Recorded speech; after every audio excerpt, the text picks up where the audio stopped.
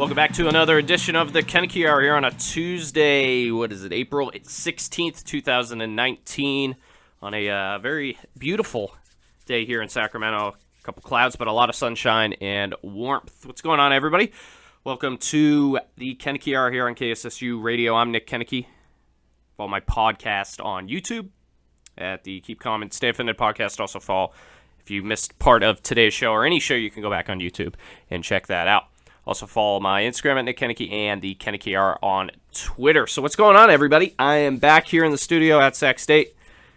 Hopefully today's show goes better than the last couple because they've been quite frankly and quite honestly a mess with the equipment not working and the levels not adjusted and just everything not ready for me when I come into the show. But I'm not going to complain because there is nothing to complain. Everything's looks like it's going tip-top shape for today here on a Tuesday. Going to do a little different segment-wise in order. Kind of like what I did last week. I'm not going to start with the Koeneke Rant of the Week. I'm going to get right into sports, and then we'll come back to that. We're going to discuss the NBA playoffs. Going to discuss the Masters. That's going to come up. That's going to be our first segment. And a lot else to get to with Stop It Stop It right now and plenty of sports and bickering and complaining that I'm going to do today like I normally do. So what's going on? Everybody have a good week? Everybody been checking in on the NBA Finals, baseball in full swing. Finals are coming up here at Sac State in about 3 weeks.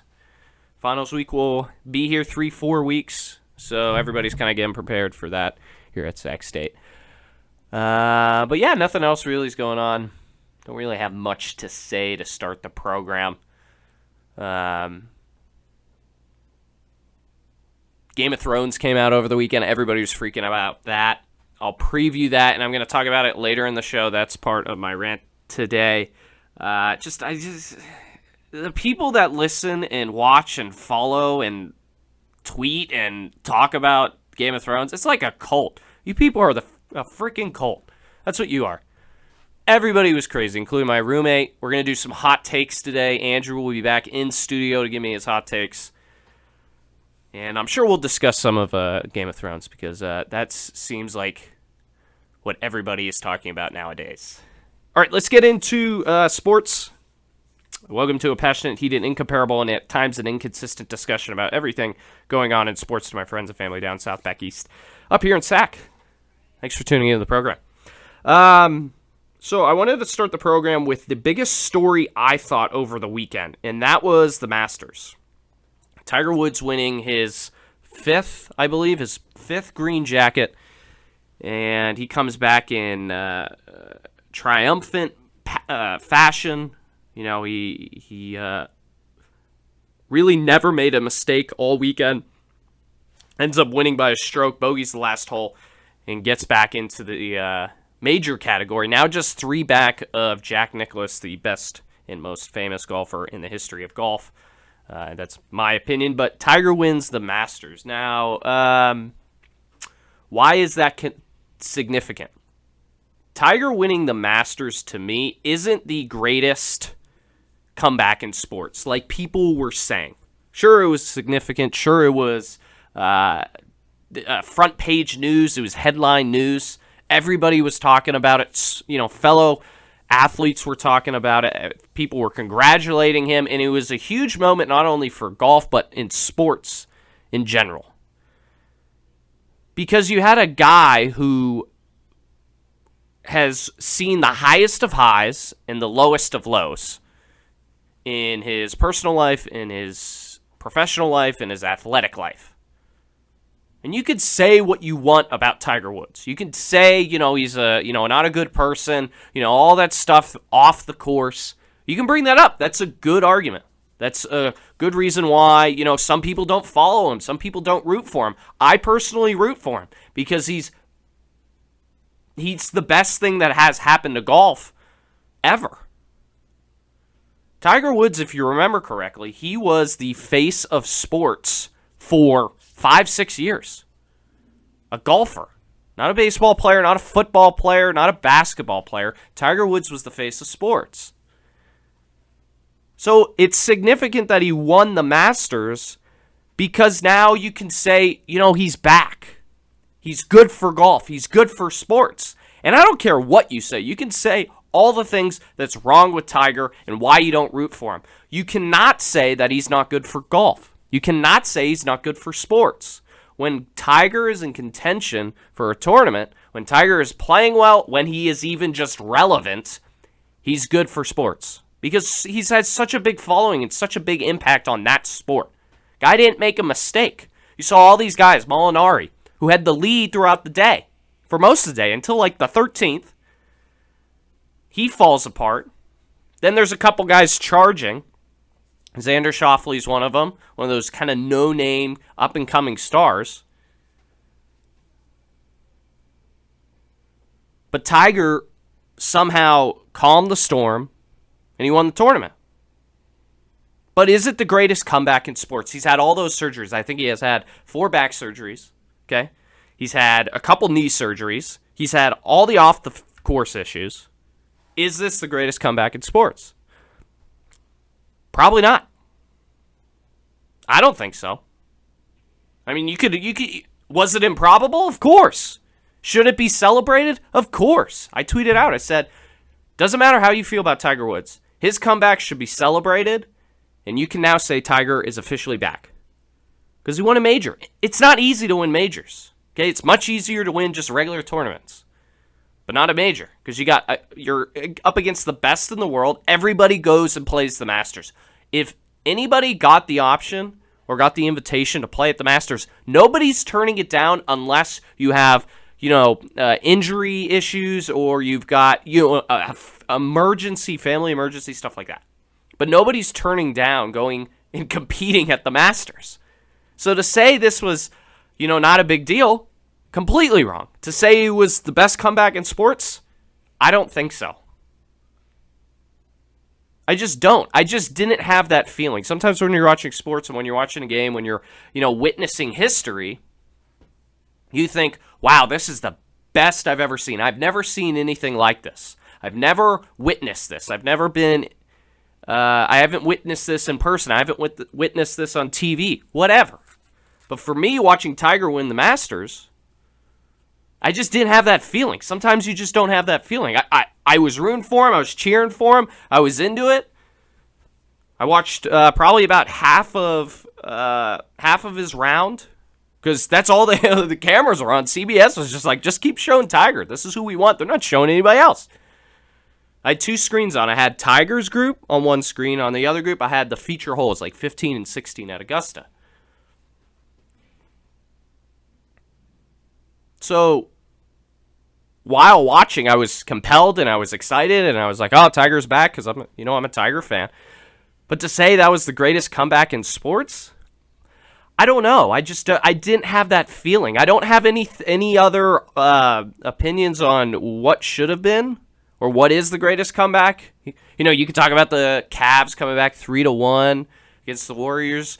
You could talk about Super Bowls. You could talk about playoff games. Remember that Chief game? I don't remember who they were playing, but they gave up like a 35-point lead. Same did the Oilers back in the day, right? There's all these other games and biggest comebacks. But at an individual level, if you were to say that's the greatest comeback in sports, I can kind of agree with you, and I could understand what you mean. But to say that's the greatest comeback in all of sports, I don't know. I just didn't have that feeling watching Tiger win the Masters. While I was really happy, and once people start falling off, and you could tell, oh my gosh, Tiger's 2 holes, 2 pars, a par and a bogey, a par, 2 pars and a bogey from winning the Masters. That got me real hyped, and I was glued to my television. That's compelling sports, and that's compelling TV, and everybody had their eyes on it. So that's why that was the biggest story coming from the weekend, is Tiger winning the Masters. Him getting another green jacket, and now just 3 away from Jack Nicklaus. It was a heck of a tournament, a lot of action, a lot of ups and downs for players, a lot of big names in that top group after 2 or 3 days, and then it kind of folded into about 5 or 6 guys who are like, okay, these guys are probably, out of these guys, this is who's has a real chance at winning, has a real chance of putting on that green jacket. And then Tiger after, the emotion, that's why it was so awesome. He wins, he sinks the final putt to win by 1. He just goes bananas, and then he goes into the crowd, hugs his son, hugs his girlfriend or whatever, hugs his mom, and if you weren't at some point emotional during all that, then you have no business watching sports. And you could be the biggest golf fan, you could be the least of golf fans. You could not even know who Tiger Woods is. But to see what that guy's been through, I'm not condoning or saying, I'm not saying he's a good person. I'm not saying he's a bad person. I'm not saying any of that. What I am saying is that him winning the Masters is a big deal. It's a big deal for sports. It's a big deal for golf because people want to watch golf when Tiger's in it. I want to. Okay, when I watch golf, I watch the majors. I don't really, and then I watch a couple, big time tournaments that everybody knows about. There's a tournament in San Diego that I go to, the Farmers Insurance. That's one of them. It's not a major, but it's a big time tournament. But when Tiger's playing, I'm more likely to watch it. When he's not playing, I'm more likely not to watch it.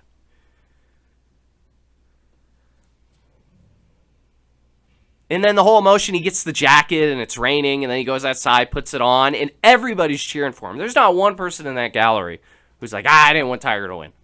My dad's one of those people. My dad does not like Tiger Woods. He doesn't.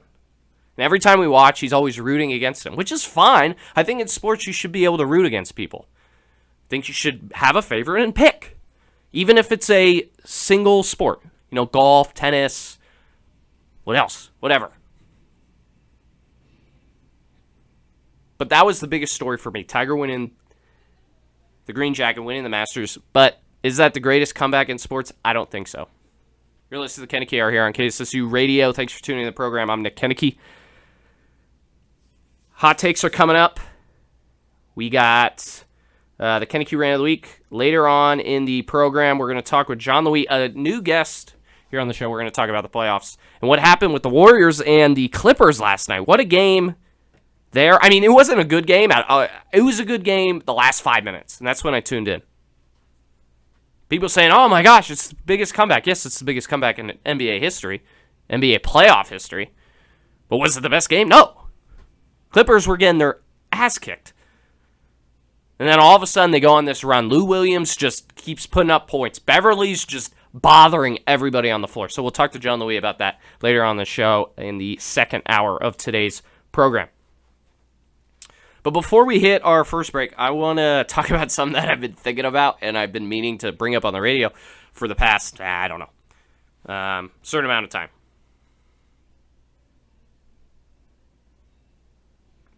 And that is, it has to do with baseball, and it has to do with fans, and it has to do with people who approach me and talk about sports. This is what I do for a living. I talk sports on the radio. That's what I do. Okay? So I'm pretty confident in saying that I know relatively what I'm talking about. That's not me having an ego. That's not me, bragging. That's just the truth. So when people come up to me, I love when people, my friends, random people I just met, guys I talk with at the bar, talking about sports. It's one of my favorite things to do. Watching, talking. Hearing what other people have to say and what I have to say. One of my goals coming on the radio is to create a conversation. That has to do with sports. Hi. Once again, I'm in this, people walk by this speaker and have no idea. They're just not ready for someone spewing information out at them. And they're always awkward. They're looking up at the ceiling. They're like, what's going on? And then there's me in the window like a monkey.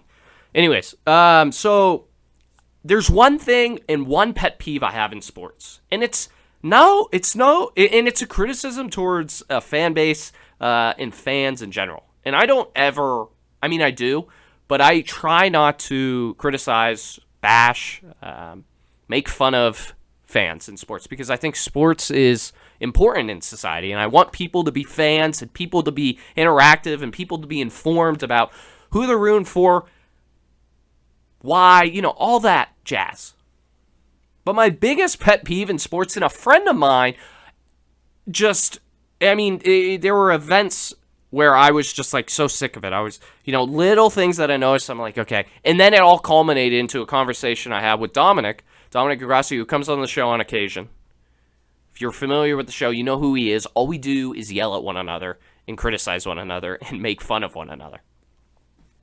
And he was the culminating factor to why my biggest pet peeve in sports, and my biggest pet peeve as, somebody who works in the business, is there's nothing worse in sports than fans who can't stay in the pocket of an argument or conversation. It's just like in politics, right? You're talking about one subject, and when someone is not informed, somebody realizes they're losing the argument, they go rogue, okay? They go rogue. And they can't stay in the pocket of conversation. So I'm having a conversation about baseball, okay? My parents live in San Diego. I graduated high school in San Diego. So I have a lot of friends who are Padre fans. That's fine. I don't care. Don't like the Padres. I just don't. Do I love going to Padre games? Absolutely, because it's baseball. I'm a Pirates fan. I go to all the Pirates games when they come to San Diego, when I'm there. But there's nothing worse in sports than somebody who can't stay in the pocket of an argument. We're talking about, one thing, and then people decide to go rogue. Like you're talking about, for example, like I'll be talking about how, the Padres are doing really well. They're like 5 games above 500. And we're talking about, is it going to continue? Because this team's not supposed to win for a while. This team is not supposed to be competing for a while. So I talk, my friends ask me, like, hey, what do you think? What do you think's going to happen? Do you think this team's going to be able to sustain the success they've already built upon? I said no. I said, there's a reason why some teams are winning teams at the beginning of the season and why they aren't that same team in October. Baseball's a long season. Okay, 162 games. But if you're going to come out at me, if you're going to come out and attack me and criticize me for saying your team or your player or whatever is not going to be able to sustain the amount of success they've built upon already, and then you decide to go attack something else, to talk about, my favorite team or talk about another reason, that's what's wrong with sports. And that's why this job is so hard, because some people can't simply stay in the pocket of the conversation, stay in the pocket of the argument. We were simply talking about how the Padres have a lack of pitching. They don't have a bullpen. They don't have starters. And you run into issues when you have a lack of pitching. You run in during the dog days of summer. That's where you tend to struggle. That's when you start losing games, is guys who can't fill innings, guys can't give you quality start after start. I don't think the Padres are going to do that. And that's what I said. And then my friend just goes off and he goes, oh, well, the Pirates can't do this. They can't do that. Blah, blah, blah. It's like, dude, we're talking about the Padres. We're not talking about the Pirates. We're talking about the Padres. Instead of being informed about your team and maybe refuting my argument, you have to go off on a totally different tangent, a totally different team, a totally different person, because you simply cannot defend your point, your argument, your thesis, your hypothesis. Drives me nuts. Drives me insane. In the past 2 weeks, again, like I have a lot of people who claim they're Padre fans. You weren't Padre fans 3 years ago when they lost 100 games. Now all of a sudden you are. Listen, I'm not going to criticize people's fandom. I do that all the time. But that's because I have a warrant and I have a reason. There's nothing worse in sports than fans who can't stay in the pocket of an argument. Nothing.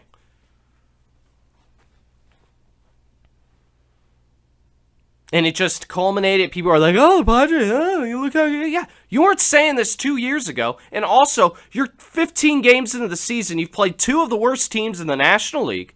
So shut up. Because then I just get frustrated. Because I try to be as informed and honest and educated as possible with all subjects that I talk about. That's what I've really worked on since coming here to Sac State, is instead of spewing absolute nonsense. How you guys doing?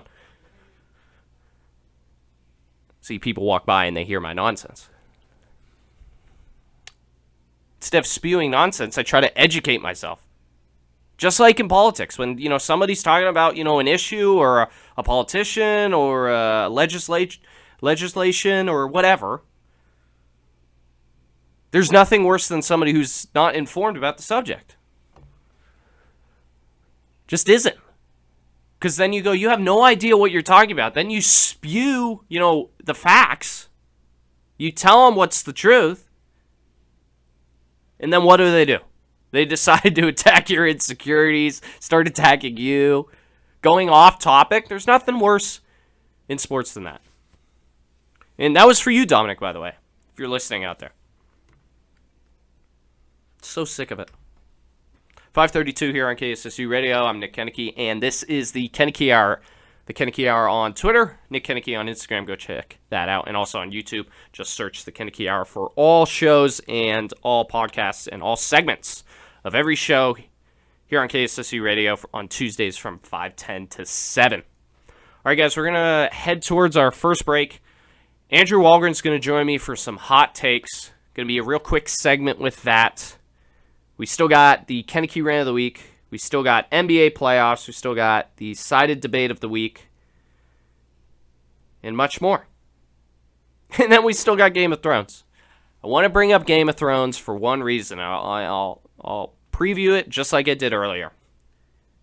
That whole Game of Thrones community, people who watch, listen, talk about Game of Thrones, you guys are a cult.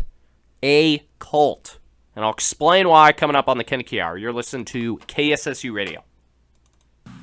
Going to get into some Game of Thrones shortly. Andrew Walgren will join me for some hot takes here on the Koeneke Hour. Welcome back, guys, after a quick break here on a Tuesday. I got like the coolest, best news you could ever get as a graduating senior over the weekend. I don't think there's any better feeling than getting a email or a message on Canvas, if you're familiar with how colleges operate now. A message from your professor saying, hey, we're not going to take a final. We're just going to turn in our final paper and there won't be any tests. Isn't that the best feeling? Just makes your whole day. It's like, it's going to work out, but, this news, I'm going to celebrate. I'm going to eat a pint of ice cream. I was going to do some homework. I was going to work on on the paper.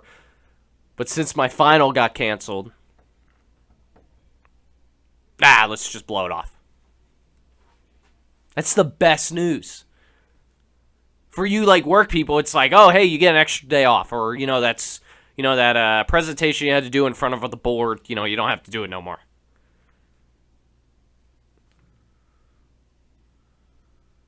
Who uses swag?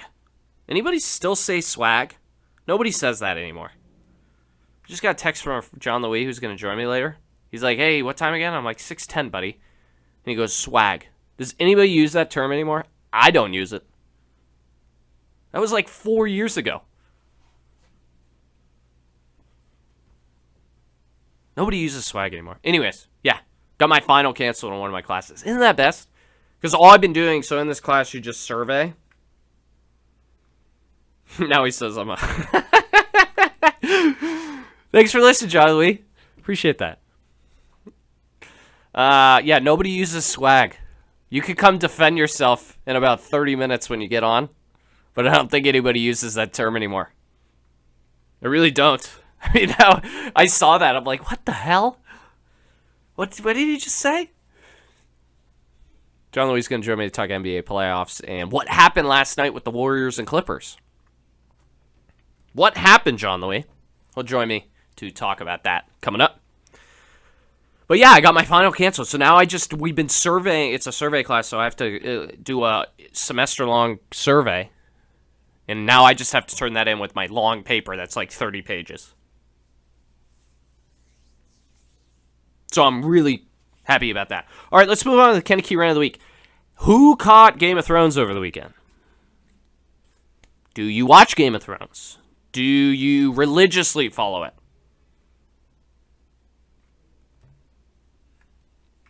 I've never seen an episode of Game of Thrones. I've never been motivated. I've seen parts of episodes because, someone has it on, while I'm in the room. But I've never been outgoingly trying to watch Game of Thrones. And the first episode of the last season came out this weekend. And I'm sure you out there, you're saying, oh, you haven't seen it? It's the best show ever. Blah, blah, blah. Why haven't you seen Game of Thrones? Never seen an episode. Probably never will. What's up, dude? People always look at me. So whenever I say hi to people, that's when it's a random hi, it's because somebody's literally staring at me for a good 5 seconds. Never seen a Game of Thrones or an episode of Game of Thrones. And I'm really curious, and this is what the rant's about this week. Really curious to know, am I the only one? 2 people in my house watch it. They came up because I have HBO. They're like, hey, can we watch Game of Thrones? I was like, yeah, fine. I'm going to leave the room because I don't care. And in an hour, I'll come back. So they watched it. Is it just me, or am I the messing up here? Is it just me, or am I the only human being on this planet that has never seen an episode of Game of Thrones? Guys, I don't understand the obsession over this show. It's about rape, incest, and dragons. It's not a drama or fantasy. It's a freaking horror film. And you guys eat it up like a fat guy sucks jelly out of a Krispy Kreme donut. I don't get it. I don't understand the motivation and the obsession over this show. It's a horror film. I'm not a scary movie type of guy, okay? But to imply that this is a great show is beyond me. And it doesn't make sense. Doesn't make sense. Why is this show so great? Am I the only human being on this planet that has never seen an episode of Game of Thrones? I don't understand the obsession. The show's about rape, incest, and dragons. It's not a drama. It's not a fantasy. It's not anything like that. It's a freaking horror film. And you people eat it up like a fat guy sucks jelly out of a Krispy Kreme donut. Makes no sense. It's a horror film. Why do you watch it? I have never had the motivation to go watch it. There's shows that I follow religiously. This is not one of them. And why does everybody act like this is a normal show? It's not. You got in-laws doing things to other in-laws that you shouldn't be doing. Game of Thrones makes no sense.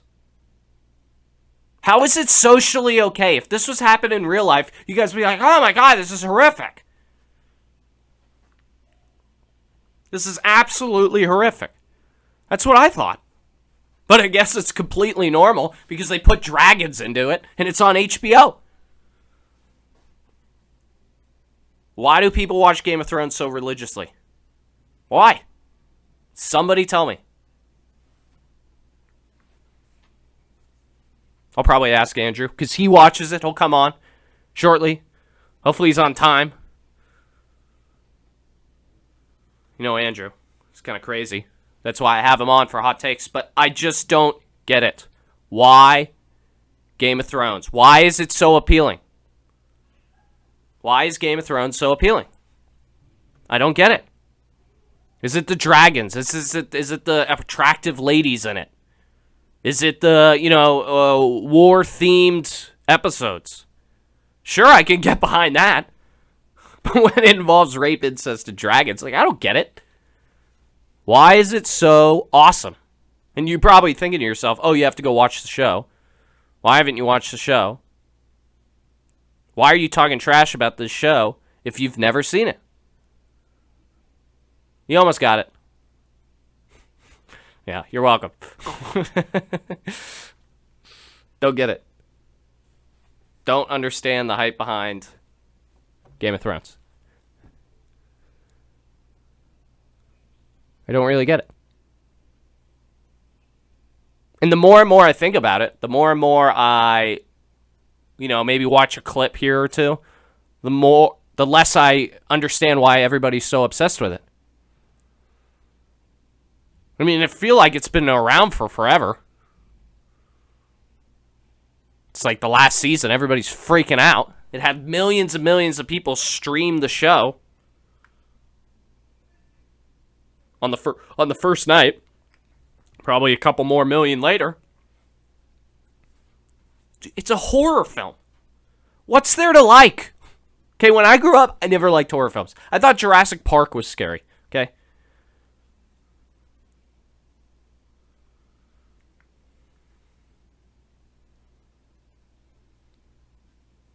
That's what I thought. Andrew's hustling over here. He texts me, he goes, I thought it was 5:45. I thought it was 5:45. Yeah, see, now he's looking at his phone. And now I gotta let him in the door with his hot takes. I thought it was 5:45. And I'm like, I'm just checking. Usually you're here early. Now he's getting pissed. Now he's taking the shirt off, the flannel. All right, I got to let Andrew in. Let's take another break, and we got some hot takes coming up for you. You're listening to the Koeneke Hour here on KSSU Radio. Andrew Walgren in the studio for hot takes.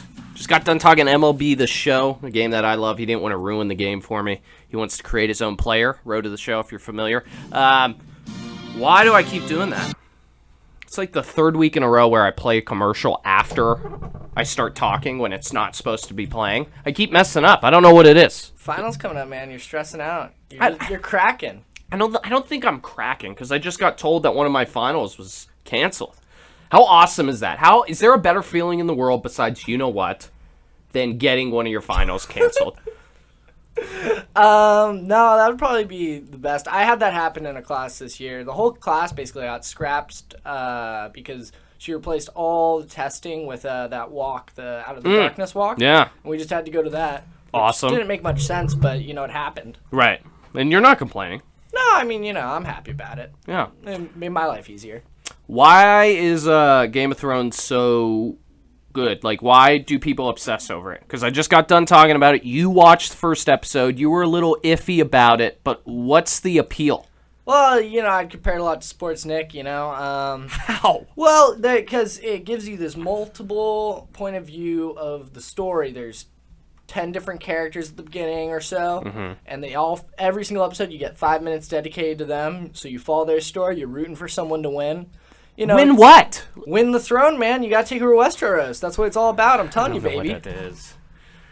But what's the appeal? Like, see people like. How do you feel? Like, you're on the air throughout the union here at Sex Day. What do you think? Do you see the monkey story I keep telling? Where it's that girl just gave me eyes like I was doing something wrong. Right. And I'm just sitting here in my white tee. Right. And you got a microphone in your hand. Oh, and you got hot takes in your left hand. Oh no. But please, tell them. It's a lot like sports, Nick. No, it's not. Yes, it is. It's storylines. Why do we watch NBA? It's boring. Every year the Warriors are going to win. Right. But, I still like the stories.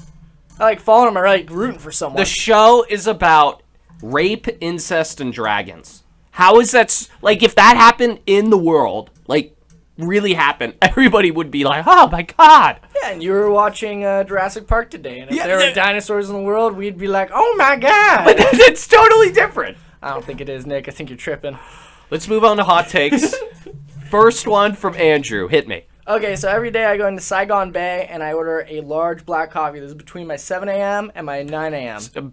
Saigon Bay is a little kind of cafe, so to speak, kind of like Asian-y lunch area here on campus. Just a little food option for students. They serve noodles, tea, coffee. And I say a large black coffee every single day. Same lady's there. And every single day, she asks cream or sugar. Now, if I wanted cream or sugar, I wouldn't say a large black coffee. I'd say I'd like a large coffee. And I've done this, not every day. I do this 2 days a week. Yeah. On Tuesdays and Thursdays. Yeah, when you're up early. Well, yeah. In between classes, I want to bring in coffee to Patterson's. And every time she asks me, I wouldn't say a large black coffee if I didn't want it black. We're at this croroads. And it's the same lady. It's the same lady, day in and day out. So she has not memorized your order. Because you can call yourself a regular. Like when I worked at Starbucks, I could have people's orders down, by then? Shouldn't she have your order I down? dare say that I buy more coffee from Saigon Bay than any other person on this campus. It is not a popular spot for coffee. They only have coffee and lattes. Very unpopular. Like no milkshakes. No, I mean they have 2 caffeinated drinks. Frappuccinos. I'm probably the only person who orders them. And every day she asks me the same question. Anyway. Well, listen, I can understand what you're saying, but also it's like when I was at Starbucks, I would always just, make sure. When you order a hamburger, you shouldn't ask, oh, do you want tomatoes and onions? If they don't want tomatoes and onions, then they ask for them off. If you order a black coffee, then you shouldn't have to ask, oh, do you want cream or sugar? Okay. All right. Hot take number 2. So I started talking about coffee, and I got livid. There's a new Starbucks in the Union, making it 4 Starbuckses on our campus, opposed to 3 actual coffee shops. Right. So now we have 4 milkshake parlors and 3 coffee shops on campus. What do you mean by milkshake parlors? If you put whipped cream on a drink, it's a milkshake. I mean, I'm just... So you're implying that Starbucks is a milkshake? Yes, shop. that is my hot take. And there are 4 of them on now our there's small 7. campus. Now there's 7 coffee shops. Well, there's 4 milkshake parlors and there's 3 coffee shops. And why does that bother you?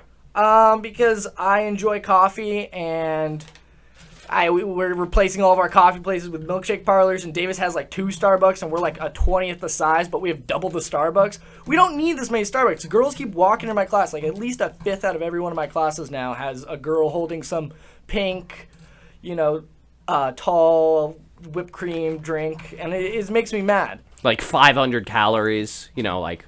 Yeah, it's absolute it's not nonsense. Coffee. We can't keep calling these coffee shops.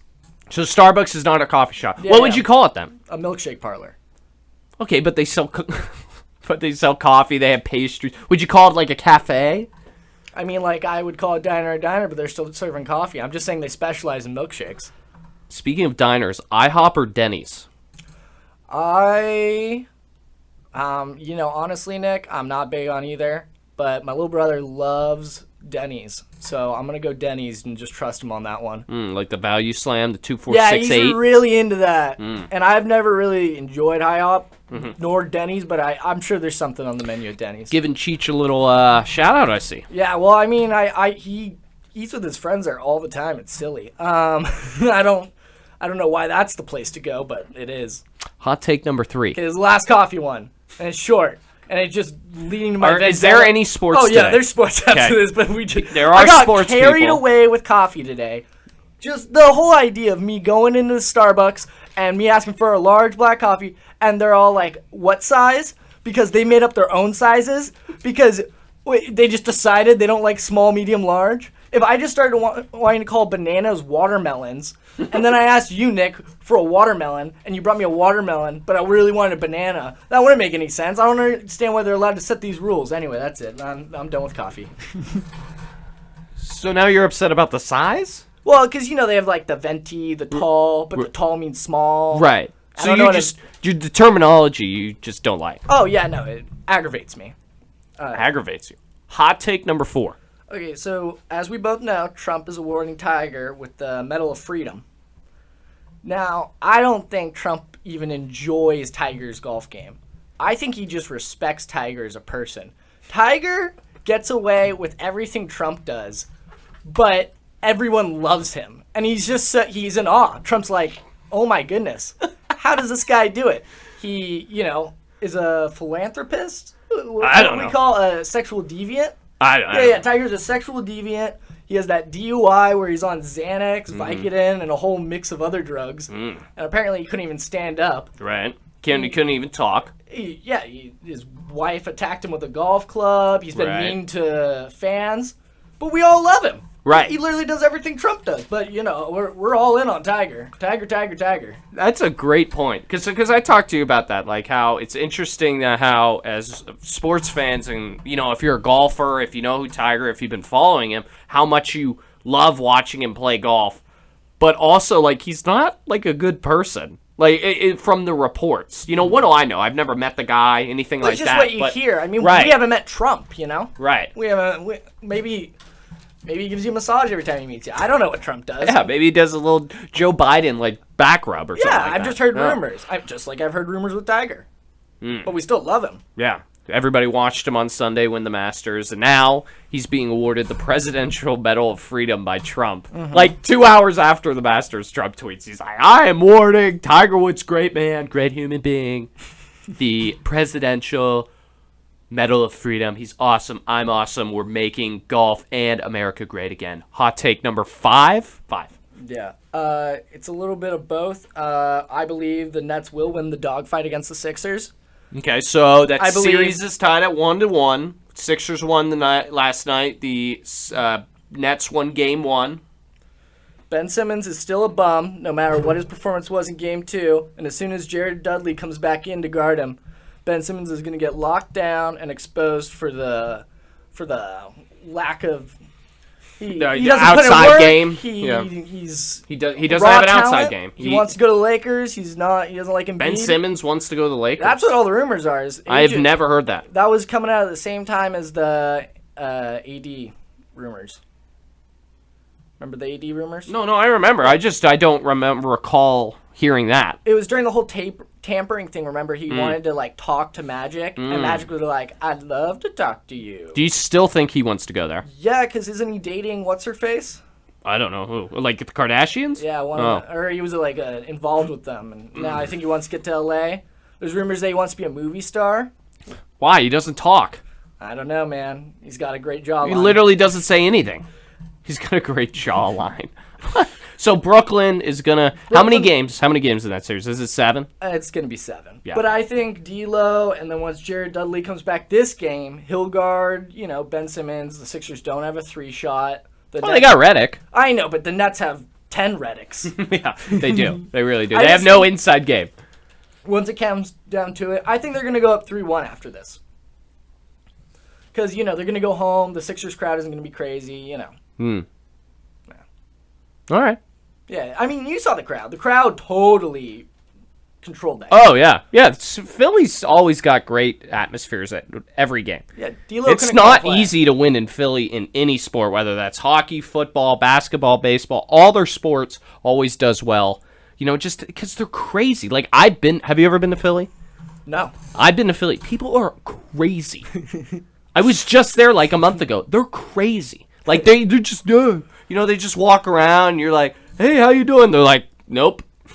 They don't, don't even, they either don't acknowledge you, don't say anything, or, flip you the bird. They do something. No, they're crazy. It's not the best idea using public transportation in Philly. Hot take number 6. The Clippers are going to sign 2 max players this offseason. I believe the first one will be Kawhi. I think that's a given. And I believe the second will either be Reach, Klay Thompson, or if Klay doesn't end up going to the Clippers, because I believe Klay's going to leave. I got 3 more. 3 more? Perfect. Or 2 more okay. After this. We got time for both. Yeah, so I believe they're either going to get Klay, because the interview came out where they talked about free agency, and the only 2 people who didn't want to talk on the subject were KD and Klay. Okay. So they either get him or he goes somewhere else, or they get Jimmy Butler. Wait, you think KD's going to go play for the Clippers? No, because KD and Klay were in that interview together. Yeah. And they were asked if they were going to leave the Warriors, and they didn't want to comment on it. Right. I believe they're going to get Kawhi, and then maybe Klay, and if they don't get Klay, they're going to get Jimmy Butler. Oh, okay. Yeah. That's I for whatever reason, I thought you said KD. I'm like, wait a minute. No, what? No. I was just talking about the interview. Yeah, no. I mean, doesn't Patrick Beverley and Jimmy Butler just look like the same person? Oh, yeah. Act like the same person? Yeah. They fit perfectly together. Right. That'd be such a cool lineup. Imagine that team. They have the same hair. Imagine that team. You got Kawhi. You got Jimmy Butler. You got Kawhi Leonard. And then you got... You got Kawhi, you got Butler, you got Kawhi. Oh, did I say it twice? Okay. All right. You got Patrick. Who's crazy. I mean, did anybody see what Patrick did after the game against the Warriors? I mean, he was nuts. He was, I do it for the people in the back. He said that throughout the year. I do it for the people in the back. And then he goes, you know what, man? I'm not out there to... He basically said, I'm not out there to make friends. I just want to be the best effing defender in basketball. And he's not even that good of a defender because he's small and he's really skinny. But he just irritates. He's like a roach. He pokes at you. He's always messing with you. He gets inside your head, and he plays the whole psychological game. Yeah, and then they have Gallinari and Shea has the best rookie 3-point percentage since Steph Curry. And that's who they got out of the Tobias Harris trade. It was actually an awesome trade. Tobias Harris is a bum. Shea's awesome. What are the chances the Clippers win this series? Very slim, but I mean, I'm so excited for tomorrow. Or is it the day after that? I think it might be the day after that. Travel day today. Yeah. So probably practice tomorrow then, yeah. That's a bummer. I was really excited. I was getting my tails wagging. Tail. All right, next hot take. My small group teacher is canceled, I would say, about 40% of my classes. And I think at this point, she just maybe, she has, another job that she actually goes to. And then she just cashes the checks from Sac State. Is she full-time? Oh, yeah.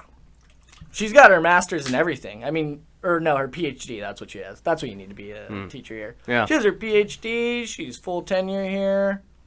Just never shows up. I think she just has a different job. Maybe she's a barista. Maybe she's working in one of the 7 coffee shops on campus. Yeah, I know. Maybe the milkshake parlor. What are the 7? Okay, so we got the 4 Starbucks, then we got Saigon, then we got the one in the library, whatever that's called, the teapot or whatever. Yeah, whatever. Yeah, and then this one, right? Yeah. Oh, we actually have 8. This one. We have that other one by the sports complex. Sports complex. Or not totally the sports complex. There's the basketball gym. And then if you just keep going east on campus, you run into another coffee shop when you can look at the theater. Coffee shop looking. Oh, yeah. Yes. So was that 8? We had 8 coffee shops, and we were a small campus. Yeah, it's probably about mile and a half. Yeah, about from one end to the other, depending on which end. Yeah, because we're right around because we got the train tracks and we got the river. So we're all just in this combined. Everything's one thing I noticed about Sac State compared to other schools is schools are wide open. Sac State is all packed. We could be the size of Davis if they just spread out the buildings. But the buildings are literally right next to one another. Yeah, I know. We are a compact campus. With 8 coffee shops. Next hot take. This is my last one. Boogie's career's over. He's okay, never going to play another game. Boogie got hurt last night. He has a torn... what's that thing? He has a quad. Yeah. It's quad burst or whatever. Right. I don't know if it burst, but it tore. He's never playing again. Yeah, never playing again. He almost wasn't going to get signed after this time. There's no way he's coming back again. Well, there was no way the Warriors were going to... The Warriors came out and said, this is your only year with us. We're not re-signing you, no matter what. And they said that when they signed him. And Kerr even said that. Kerr went up to him and was like, dude, you can play for us this year. We need your help, blah, blah, blah, but you're not playing for us next year. No matter how well you play, no matter what happens. Well, he signed the vet min. You took the minimum amount of money. Right. This was just a year to prove that he's still there so that he could sign a big contract. But now that's over. He's been injured last 2 seasons or last 3 seasons? He's been hurt a lot. Yeah, he's not coming back from this. This is game over for him. You don't even think a small, No. I don't think there's any coming back from this. I don't know. I feel it's going to take... He's probably not going to start next year, healthy. What did he play this year? 15 games? Yeah, he didn't play a lot. They were literally just banking on him so that they could let their starters rest during the playoffs. Right. Nobody else wants to take that risk on a roster spot. And he's going to have to do that again next year. Warriors aren't going to sign him again. Unless they do. That's the one scenario. Yeah. Warriors sign him to another veteran min. That won't happen. Who knows? Kerr's crazy. Kerr's not crazy. He's about to lose Clay and KD. I think KD's gone. I don't think Clay's gone. Or no. Yeah. That's what I mean. I think Clay is you know what? Honestly, I think if Clay goes to any other team, he's not as productive. I don't know. I like Clay a lot. I do too, but that doesn't mean he's going to be, the same guy. Dude, you got so many weapons on offense for the Warriors. You can't, if he goes to a team, okay, not the Clippers. Okay, don't say the Clippers. I like the but Clippers a random team that doesn't necessarily have shooters or a star player. Defenses are just gonna focus on him. He's not gonna have the same production, right? Well, the thing is, I agree. If he went to the Hornets, he'd flounder, but he's not going to. He's gonna go somewhere where he's gonna succeed. I mean, I think he's leaving the Warriors. I don't think he's gonna go to the Clippers. Maybe he goes. I'm just listing teams. Maybe he'd go to the Mavericks. He'd be good on that. That'd be a great pickup if Cuban got him. Wow, that'd be a great team. Yeah. I don't know how great they would be, but that'd be fun to watch. Very light-skinned. It'd be a very Very. light-skinned team. Dallas is always very. But that would just send it over the top. Yeah, because you got Porzingis. All right. Then you got Clay, and then you got what's his face, the young guy. Dokovic. Yeah, whatever his name is. Yeah. Euro man. Yeah, Euro man should win Rookie of the Year, but everybody keeps talking about Trey Turner. Young. Or Trey Young. Turner's the baseball player. Yes, Trey Young. I got you. What's your opinion about Russell Wilson becoming the highest paid player in the NFL? I mean, I'm into it. I think he's. I was kind of excited to see him go to the Giants, which is what the rumors were. Mm-hmm. But I mean, he's going to the Seahawks. He's the best. But you player hate on the team. Seahawks. Yeah, you but don't he's the have... best player on the team. I mean, he's very overrated. I mean, I don't like him because he's married to Future's ex and he's raising Future's son. And Mm-hmm. I mean, I don't like Russell Wilson at all. But I mean, should they have paid him that much? Yeah. No. Yes, he is not. He's better than Big Ben. Hall of Famer. He's gonna be a Hall of Famer. Listen, I do not like the Russell Seahawks. Wilson. I hate the Seahawks. I know you do. Russell Wilson does not deserve that money. Yeah. The only reason they paid him is like we don't have a better option, so we better pay him. Dude, there's no way Big Ben's doing what Russell. I'm not talking, dude. You know what you're doing? You're doing that same BS that all these other sports fans that have been complaining about for the last week. You can't stay in the pocket. Instead of talking about Russell Wilson, you decide to go and talk about Big Ben. Who deserves this money? Not him. No, who does though? I'm comparing to Big Ben because I think Big Ben also deserves this money. And Big Ben's not gonna get paid that. No, I know, but I offseason. thought he deserved it when he was Russell Wilson's age, and I think Russell Wilson's just as good. No. Well, see, that's what I'm saying. He just took a team that I don't think Big Ben could have taken them to 10 wins, and that's what Russell Wilson did. I'm not getting out of the pocket. I'm just comparing it to a man who I also think deserves this money. Russell Wilson is a 5'10", 180-pound quarterback. Stay in the pocket. He's good. Yeah, but he can't. That's the problem. He has to roll out, and he gets hurt. He does not get hurt. He has never had a major injury. That is the largest lie you've told yet. Call me out. I know. I like it. He's good. I don't think Big Ben could have done what Russell Wilson did this year with the team he was given. It's not that I don't think Big Ben's good. I think he's great. I just think Russell Wilson's a top 5 quarterback, and he needs this money. It's because they need him. I know they need him, but that's the only reason they paid him. They didn't pay him because he deserved it. They paid him because they were like, crap, we don't have a better option. We better pay him. I mean, that's my argument. I just think that's in all of sports. It's like that. They're like, wow, we don't want this guy to leave. He's not. Mike Trout is not deserving of $400 million, even though he's the best player in baseball. Arguably, could be the best player in the history of the game.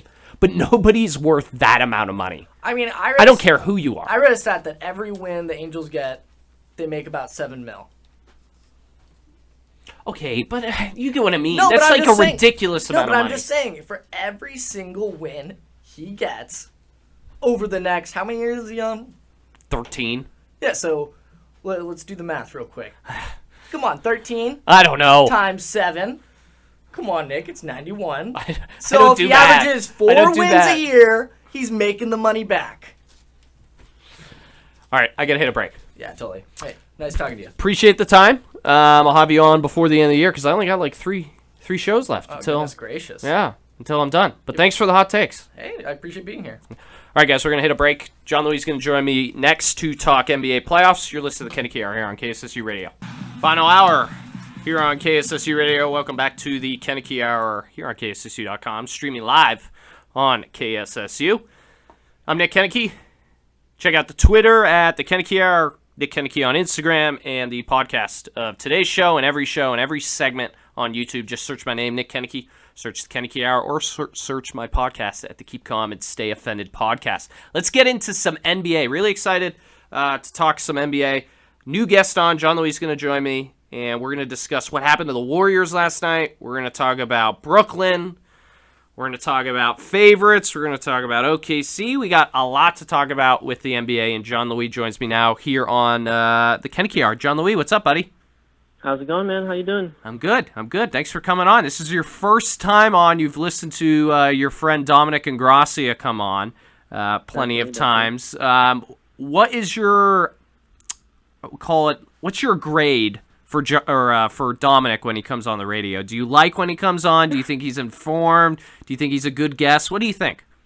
Of course he's informed. You always know that. You just try to get him for anything you can, and you try so very hard, just like you tried to get me with swag, man. Only cool people say swag. Yeah, that's the first time I've seen that in like 3 years.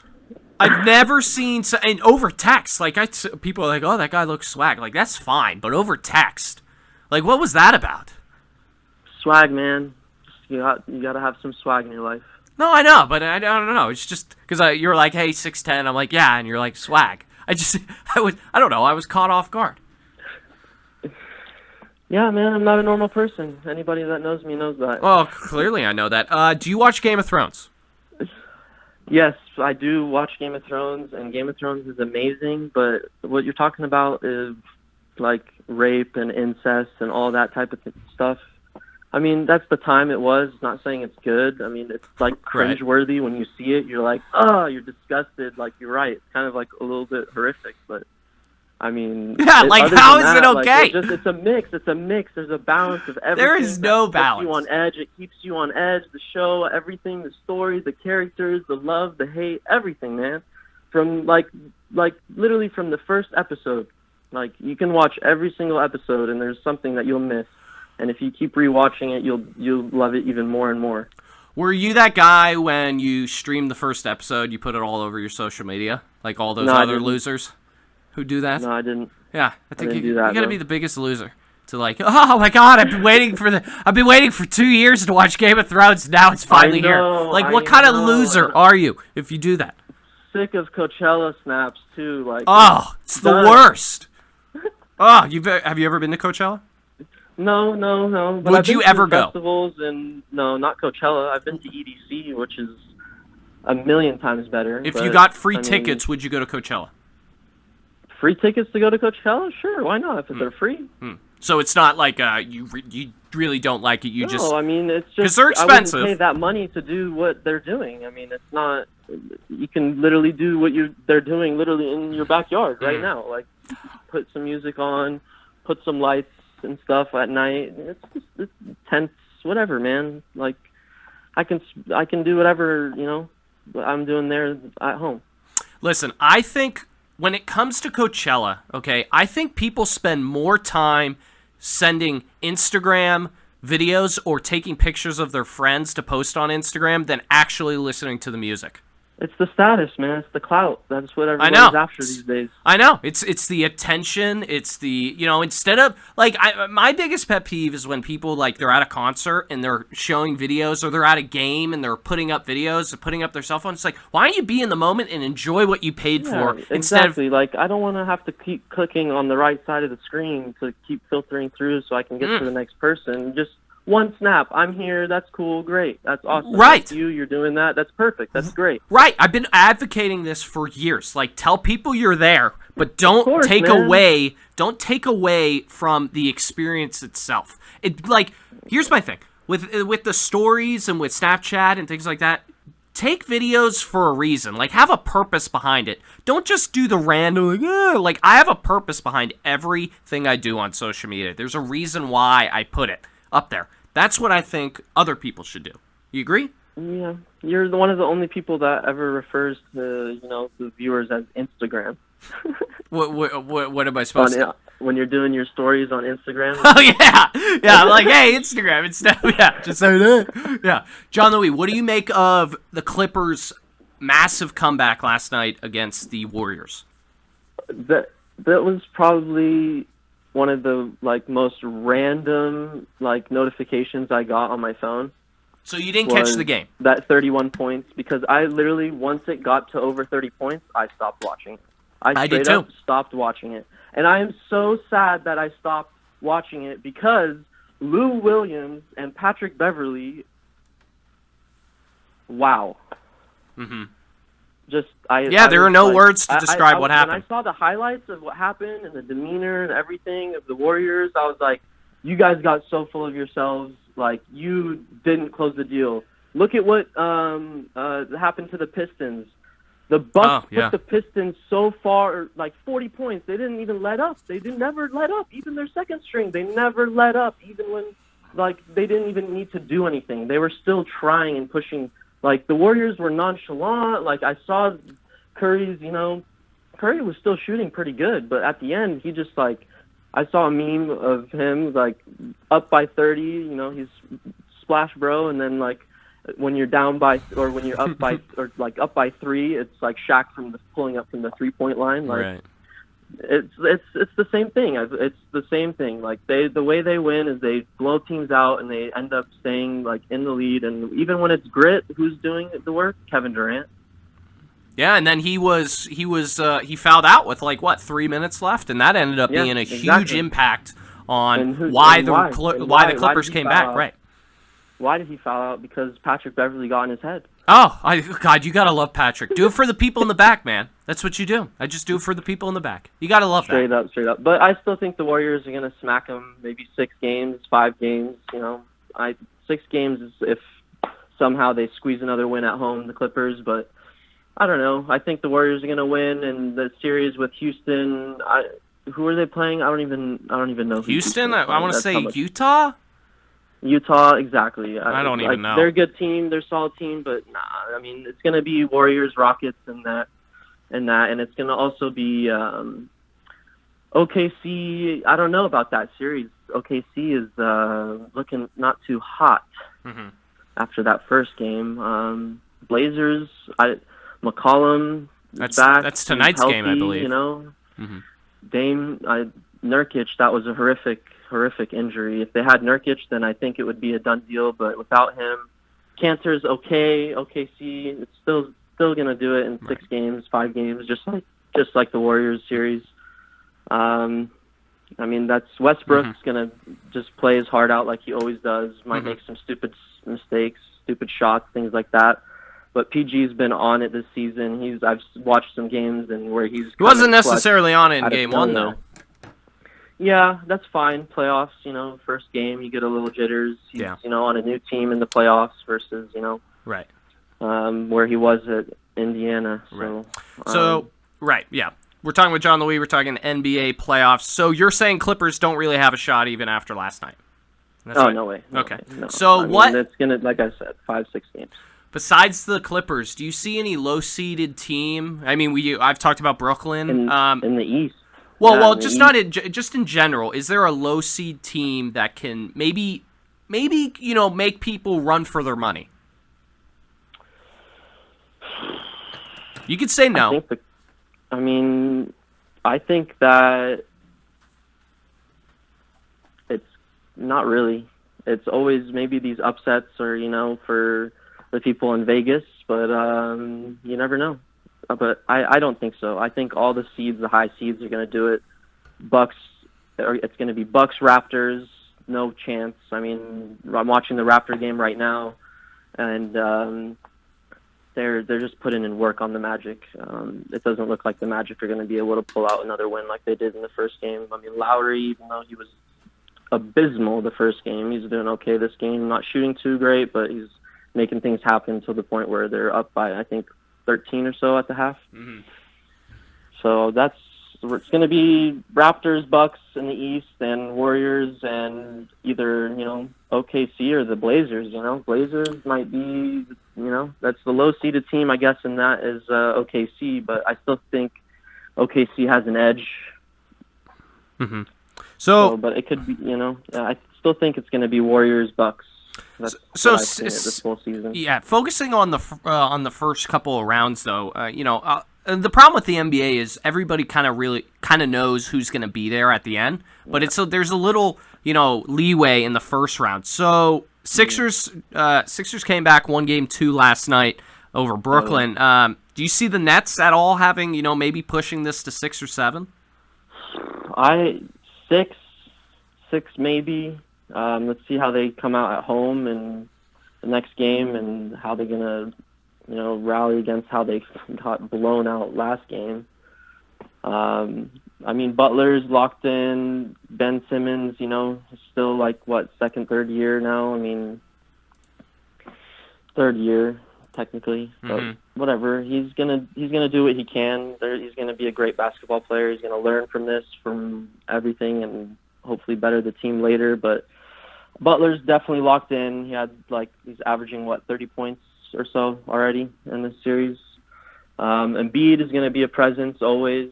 I mean, I could see it being, Sixers versus Raptors, and that would be a great series. In the final. Yeah. So I want to play a hypothetical with you, and I want to ask you a hypothetical question. So I'll give you the floor. If OKC can't get out of the first round, if OKC cannot win their first round series, what does that, and if it does, what does that do to Russell Westbrook's legacy? Does it do anything to tarnish, or is it a big deal? Is it a small deal? What does it do to his legacy? So, I mean, I've watched Westbrook since he was drafted, by the Sonics, and I always loved him, appreciated his game and everything, but, like, when he was on his own that one year and he had Oladipo come in, like, they brought in Oladipo. Like, he's a great basketball player, but Westbrook needs, like, when he was with KD, like, he needs another KD. Like, Paul George is amazing. He's doing phenomenal this year, but Westbrook's still a point guard, Curry couldn't do it without Thompson, Draymond, Bogut, and everybody that that first year. And Westbrook can't do it without, anybody else. So, I mean, you can't compare, Westbrook to Kobe. You can't compare Westbrook to Jordan. He's definitely, one of the best basketball players there is, maybe top 5 right now, skill-wise. But, I mean, I've seen him do some stupid things at the end of games, just super selfish. Like, everybody knows that. He can be very selfish, but he's, like, getting a triple-double, whatever, stat padding, 3 seasons in a row. You cannot, like, disrespect him in any way for what he's done to the game. He might never win a championship for, those things like the selfishness and things like that. But, I mean, nobody really wants to play with him. I'm surprised Paul George wanted to stay with him. But seeing the success that they've had this season and the ups and downs, hopefully there's more ups at the end of it than there are downs. So if they do lose the first round of the playoffs, then, yeah, it's going to be hard to, even do anything because I don't think most people are going to want to play with Westbrook anymore. All right, 2 more questions for you. One of them, locally, the Kings just hired Luke Walton. Big deal, small deal. What is your opinion on that? I think it's great. I like Luke Walton. I just think that, when you bring in a player like LeBron and what, LeBron's expecting a bunch and, he's expecting actually little coaching from the coach because, you're LeBron James. But they just didn't work together. They didn't do a good thing, but I could see Luke Walton taking those young Kings to the playoffs next season, no problem. Lakers, they should have been in the playoffs this season. Mm-hmm. They had injuries, things like that, issues in the locker room, whatever, not as a team, obviously, because of poor management. Right. So it was just bad. It was not, we thought it was going to be a good thing, but I think Luke Walton will do great, actually, in Sacramento. All right, a follow-up question. Where do the Lakers go then? Lakers, I have no clue. I have no idea. I'm a Laker fan. I've been a Laker fan my whole life, but I have no idea what's going to happen. I just know that they're going to bring somebody in that's going to be with LeBron, if not 1, 2, and they're going to dish some players out that they had that were at the end of the season that were winning games for them, to teams that were actually very good. They just always do that. They always did that, the Lakers. They play super good against really good teams, and they squeeze out some wins, and then they play super poorly against teams that they should have blown out. Like, I don't know. They just have to find some lineup that's fully defense and has 2 or 3 players that can shoot the ball. Kuzma's a great start. He's one of those players. Brandon Ingram, I hope they keep him. Lonzo Ball gets too much criticism, I think. Mm-hmm. Watching him and what he does to the game, I think next season he's going to be 100% with LeBron. I think that is going to be a great duo.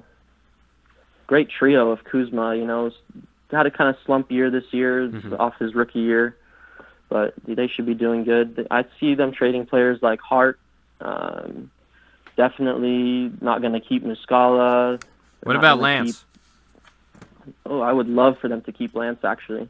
For him to come off the second unit as a veteran and what he did in some games. He's obviously a goofball, but You need that to have a good brotherhood. Yeah, you kind of Somebody need that's keeping you that. up. You need that. I mean, I'm not saying Lance Stevenson is Hollywood, but you kind of need that if you're a Laker team. You need that one Hollywood guy who's gonna, strut around and play his guitar, or interact with fans, or Hype up the crowd. hype yeah, up the I mean, crowd. yeah.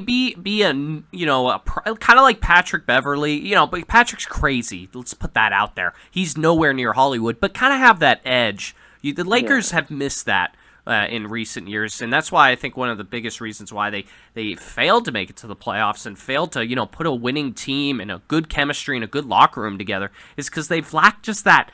Just like with the Dodgers, I say this in baseball all the time, that Yasiel Puig, who's just traded, he was Hollywood for the Dodgers. And that's one of the main reasons why they were so good for, throughout the season and throughout the playoffs, is because you had that guy with that, what do you call it, John Louis, like that, True grit. yeah, the grit and the attitude and that, like, you know what I mean? That spunk. Yeah, exactly.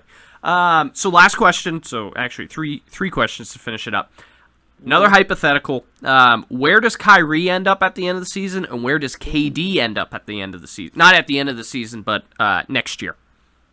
I think there's a lot of rumors. I mean, always rumors, but KD and Kyrie to the Knicks, just to be honest, I'm like, they have some good young players, but why would they want to do that to themselves? Are they just going to, why would you go to that team and to the worst record team? You're going to have at least 1 or 2 years that you're going to have to build. And KD is what, almost 30 years old or 30-something? So, I mean, you don't know how much longer he's going to be that agile and perform like that. Kyrie's still, younger. He's going to have definitely 5 seasons in him. I could see if he just wants to be in New York and just, want to live in New York and do everything, that. Would he be able to withstand the criticism that New York entails? I mean, I think he'll make the team, at least, win 40 games. Yeah, but I'm not talking about wins and losses. I'm just talking about as psychologically. Do you think he's going to be able to? No way. He's a strong dude. I mean, he had to play with LeBron. He had to suck it up and take orders from him. And what about KD? Could KD do that? Sorry, what? What about both of them? What if they, hypothetically, if they both went to New York? Do you think KD could also withstand the criticism of New York? Yeah, I mean, why would they get? I don't know, because everybody talks about KD. They're pretty. Everybody talks about how Durant. They booed Porzingis, and then when Porzingis came up, and yeah, but it's it's Durant with the troll account on Twitter, and fighting with fans, and coming off as a word that I'm not allowed to say on the radio. Just exactly. It's just how Tiger Woods, everything he did, and we still praise him and everything because we praise how good he is at golf. We praise how good KD is at golf. I don't like the guy for what he's done, and he's a little snake, of course, but he's a great basketball player. Yeah, but New York is an animal. Like that market, Philadelphia, Boston, Pittsburgh, those are all tough markets to play in because you're going to get criticized. You think he's going to be happy? Like as a person and as a player, not about production, not about wins and losses. Like as a person, do you think he'd be able to withstand it? Because I don't think so. I mean, I don't know. We'll just have to see in that situation. But if you want a yes or no answer for me, yeah, I think he could. Okay, so 2 teams. So where does Kyrie end up? Give me one team. I think he could stay with the Celtics. Okay, Celtics. They have a good run. KD, who does he end up with? New York? He might stay. He might. What if New York gets Zion? Does he go to New York?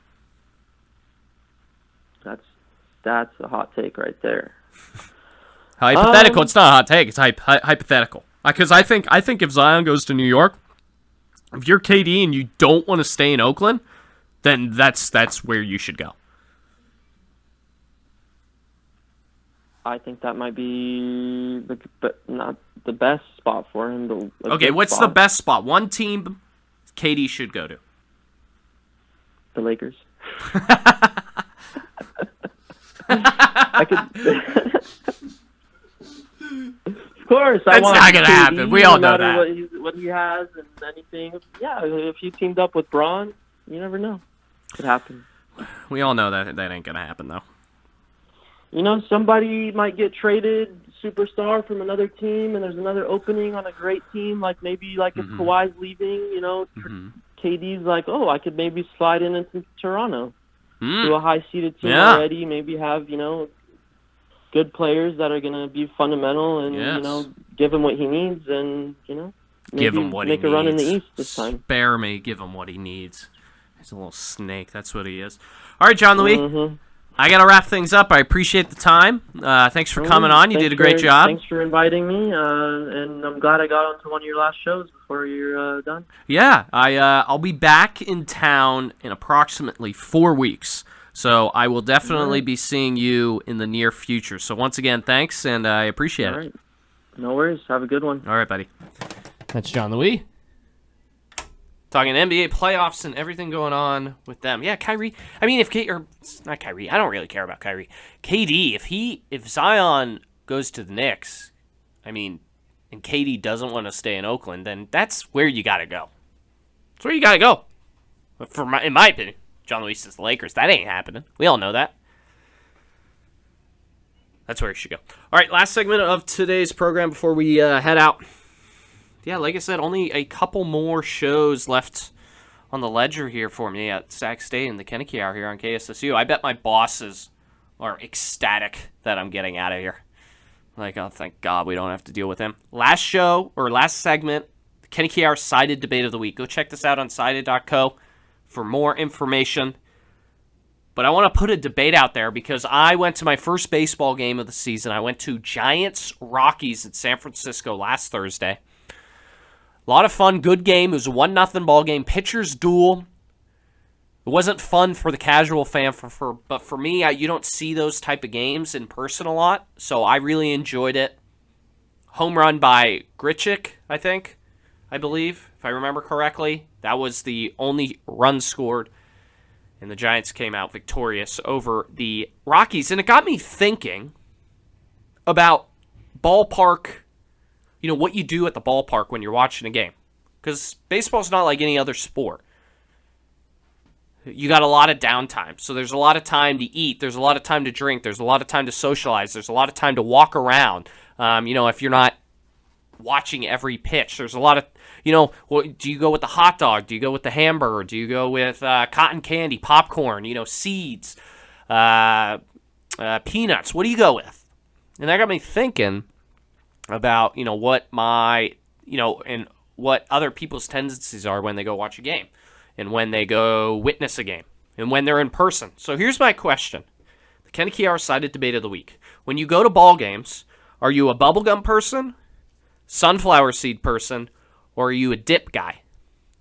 Do you like the bubblegum? Blowing the bubbles. Do you like spitting seeds or do you like spitting tobacco? Now, I know I have friends on each side. I know people who chew gum. I know people who spit seeds. And I know people who spit dip. And it's all super normal. For me, it's usually, I don't do the dip. I do coffee pouches. So I do that. And then I also do seeds. Rarely ever do bubble gum. Did bubble gum when I was playing. But when I go to games now, it's usually spitting seeds and the coffee. But my question is do you go with bubblegum, sunflower seeds, or dip? That's the Koeneke Hour Sided Debate of the Week. Go to sided.co for more information on that debate. All right, guys, I got to head out here on KSSU Radio. Thanks for tuning into the program. I'll be back next Tuesday from 5:10 to 7 right here on KSSU Radio. Remember to check out the podcast on YouTube. Search my name, Nick Koeneke. Also search the Koeneke Hour. You'll be able to find the full podcast, the full shows, and full interviews and full segments of every Koeneke Hour here on KSSU Radio. Oh, I am exhausted. Also, check out my Twitter at the Koeneke Hour. I'll be tweeting out the show and everything else that's going on. And also check out my Instagram at Nick Koeneke. Koeneke is how it is spelled. Thanks to John Louis for tuning in, calling in, being a guest. Thanks for Andrew for coming in with his hot takes. Always enjoy him coming on the radio. And thank you to the listener. Thank you guys for tuning into the program. Once again, I'm Nick Koeneke. I'll be back next Tuesday from 5:10 to 7 right here on KSSU Radio. And remember, be the reason someone smiles today.